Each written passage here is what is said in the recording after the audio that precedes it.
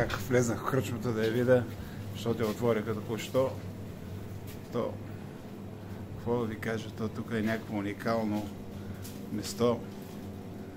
Не знам, ако седне човек как ще излезне от тук при тази обстановка. Погледнете за какво става дума.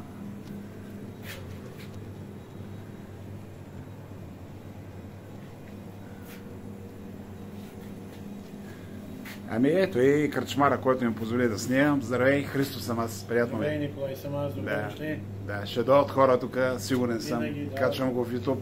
Заповядайте. На колко години е тази кръчма? На 70. Да?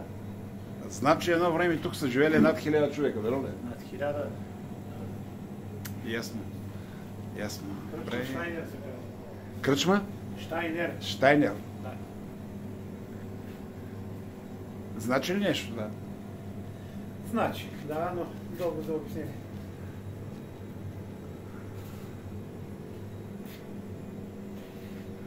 Уникално.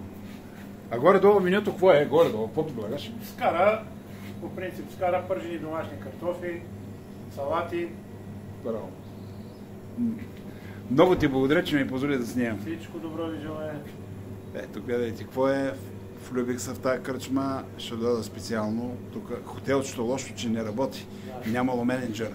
Иначе е много хубаво. Това е. За сега чао.